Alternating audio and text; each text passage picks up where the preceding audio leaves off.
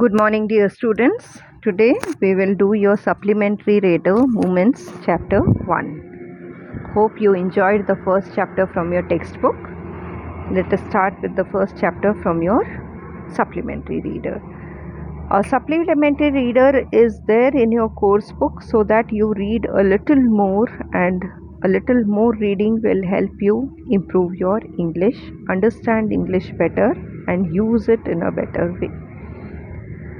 Most of the chapters in this book are stories and hope you will enjoy them.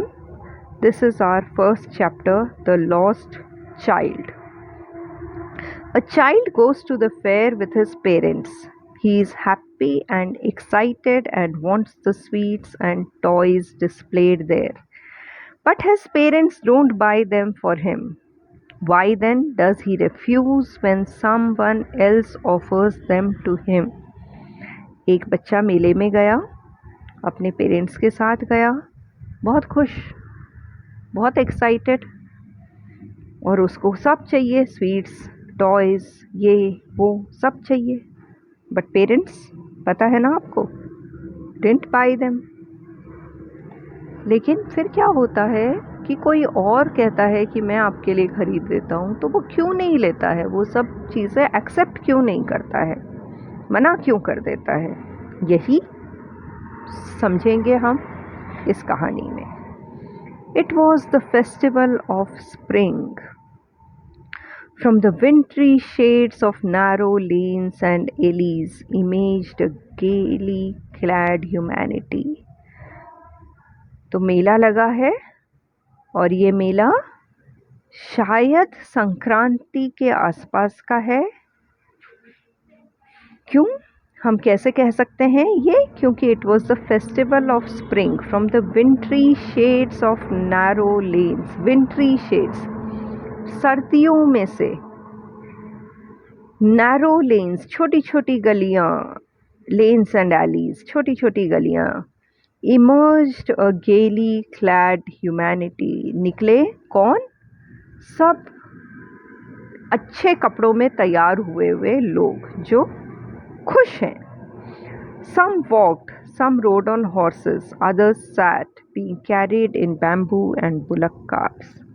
कुछ चल रहे थे पैदल, कुछ घोड़ों पे सवारी कर रहे थे, कुछ बैठे थे बैलगाड़ी में. बैलगाड़ी का जो गाड़ी होती है उसके ऊपर क्या, बांस का काम होता है, बैम्बू का काम होता है. तो being carried in bamboo and bullock carts. One little boy ran between his father's legs, brimming over with life and laughter. And there was one small boy. He was running. और बच्चे कहाँ दौड़ते हैं? पापा के आगे आगे दौड़ते हैं, लगभग ऐसे जैसे कि पापा के बीच में ही आ जाएंगे, अभी पैरों के बीच में. और वो बहुत खुश था, उसकी हंसी के बुलबुले फूट रहे थे. Brimming over with life and laughter. Come, child, come, called his parents as he lagged behind, fascinated by the toys in the shops that lined the way.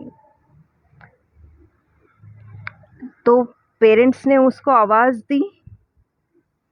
एक मिनट, हाँ, पेरेंट्स ने उसको आवाज़ दी क्योंकि वो पीछे छूट गया था. क्यों पीछे छूट गया? क्योंकि वो दुकान को देखने लगा. टॉयज़ की दुकान थी, बच्चा छोटा सा था, दुकान के सामने खड़े होकर और सारे दुकान के खिलौनों को देखने लग गया. He hurried towards his parents. और जैसे ही पेरेंट्स ने आवाज़ दी, वो दौड़ पड़ा पेरेंट्स की तरफ. His feet obedient to their call. His feet, उसके पैर पेरेंट्स की तरफ दौड़ गए, क्योंकि उसके पैरों को पता था कि मम्मी पापा आवाज़ देते हैं तो मुझे जाना है. इसका ये सेंटेंस का मतलब ये निकल रहा है कि सिर्फ उसका शरीर पेरेंट्स के पास गया, मन तो वहीं खिलौने की दुकान पे रह गया. और हिज आईज, उसकी आंखें भी वहीं रह गई. His eyes still lingering on the receding toys. उसकी आंखें अभी भी उन खिलौनों को ही देख रही थी. रिसीडिंग, वो खिलौने धीरे धीरे छोटे हो रहे थे। छोटे कैसे हो रहे थे? जब नज़रों से दूर होते हैं तो छोटे हो जाते हैं। On the receding toys. As he came to where they had stopped to wait for him, he could not suppress the desire of his heart. जब वो उनके पास पहुंचा जहां वो रुके थे उसके लिए, वो अपने मन की इच्छा को दबा नहीं पाया, सप्रेस नहीं कर पाया। Even though he well knew the old cold stare of refusal in their eyes. हालांकि उसे पता था, क्या पता था? उनकी आंखों में जो इनकार है, ठंडा इनकार, वो बिल्कुल देखने वाले ही नहीं हैं कि क्या हो रहा है, क्या मांग रहा है बच्चा। वो सीधा मना करने वाले हैं। I want that toy, he pleaded. उसने कहा मुझे वो खिलौना चाहिए। I want that toy, he pleaded. His father looked at him red-eyed in his familiar Terence way. उसके पापा ने गुस्से की आंखों से उसे देखा, बिल्कुल वैसे ही जैसे हमेशा देखते हैं। His mother, melted by the free spirit of the day, was tender and giving him her finger to hold, said, "Look, child, what is before you." उसकी मम्मी आज थोड़ी खुश थी ना, क्योंकि मेला था, सब लोग खुश थे, तो उसकी मम्मी भी खुश थी। तो वो थोड़ी नरमी से बोली बच्चे को, अपनी उंगली पकड़ाते हुए, कि देखो तुम्हारे आगे क्या है। क्या था? It was a flowering mustard field, pale like melting gold as it swept across miles and miles of even land. तो क्या था उसके आगे? फ्लावरिंग मस्टर्ड फील्ड, सरसों का खेत था जिसके फूल अभी अभी खिले थे। तो सरसों का खेत कैसा दिखता है नए नए जब फूल आते हैं? जैसे कोई सोना पिघल कर वहाँ बिखर गया है। और कितनी दूर तक था? बहुत दूर तक, miles and miles of even land. वो ज़मीन ऊपर नीचे नहीं थी, इवन थी, प्लेन थी, और बहुत दूर तक, जहाँ तक नज़र जाती है वहाँ तक वो सरसों का खेत था और बहुत सुंदर दिख रहा था। A group of dragonflies were bustling about on their gaudy purple wings, intercepting the flight of a lone black bee or butterfly in search of sweetness from the flowers. ड्रैगनफ्लाइज का एक ग्रुप था जो इधर से उधर उड़ रहा था। उनके विंग्स, गॉडी पर्पल विंग्स, मतलब उनके विंग्स का जो कलर था वो गॉडी था, भड़कीला था। और वो क्या कर रहे थे? Intercepting the flight of a lone black bee. Intercepting the flight, वो उसकी उड़ान को, एक काली मक्खी यानी भंवरा या तितली, कुछ भी हो, तो वो जब उड़ती थी अपने फ्लावर्स के मधु को इकट्ठा करने के लिए, उनकी उड़ती थी एक फूल से दूसरे फूल, तो वो ड्रैगन फ्लाइज भी कोशिश करते थे उसके जैसे उड़ने की। The child followed them in the air with his gaze, till one of them would still its wings and rest, and he would try to catch it. तो बच्चा क्या करता था? वो सब ड्रैगन फ्लाइज को आँखों से पहले पीछा करता था, और फिर जैसे ही कोई ड्रैगन फ्लाई, कोई तितली बैठती थी किसी फूल पे रेस्ट करने के लिए, तो वो जाके उनको पकड़ने की कोशिश करता था। और जैसे ही वो कोशिश करता था, क्या होता था? It would go fluttering, flapping up into the air when he had almost caught it in his hands. जैसे ही वो पकड़ने की कोशिश करता था, वो उड़ जाती थी, और ऐसा लगता था कि जैसे हाथ में से उड़ी हो। उसका हाथ एकदम पहुंच जाता था उसके पंखों तक और वो उड़ जाती थी। ये थोड़ी देर हुआ, उसके बाद उसकी मम्मा ने आवाज़ दी। Then his mother gave a cautionary call. Come child, come on to the footpath. और वो तितलियों के पीछे दौड़ते दौड़ते खेतों के अंदर चला गया था। तो मम्मी ने आवाज़ दी कि बेटा आ जाओ, फुटपाथ पे आ जाओ। He ran towards his parents gaily and walked abreast of them for a while, being however soon left behind, attracted by the little insects and worms along the footpath, that were teeming out from their hiding places to enjoy the sunshine.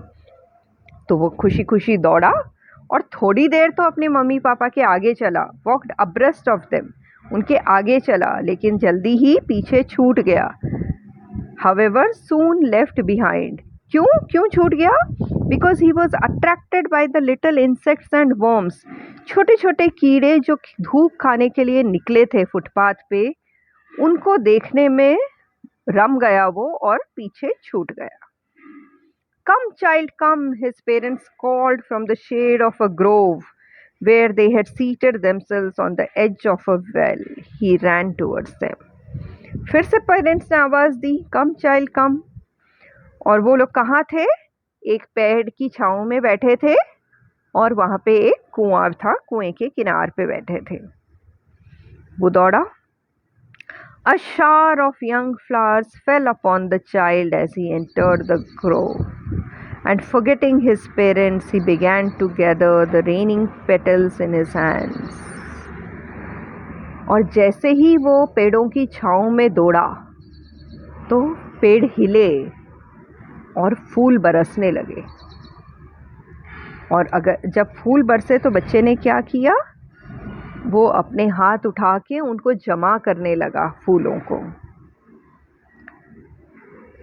A shower of young flowers fell upon the child as he entered the grove, and forgetting his parents, he began to gather the raining petals in his hands. But लो, और वो फूल जमा कर रहा था, इतने में क्या हुआ? He heard the cooing of doves and ran towards his parents shouting, the dove, the dove. The raining petals dropped from his forgotten hands. और उसने आवाज सुनी, पंछियों की आवाज, मीठी मधुर आवाज. और वो अपने पेरेंट्स के पास दौड़ा, देखो पंछियों की आवाज आ रही है. और दौड़ने में वो तो भूल ही गया कि उसके हाथ में उसने फूल जमा किए थे, पंखुड़ियां जमा की थी. वो गिर गए. Come child come, they called to the child. उन्होंने फिर आवाज दी.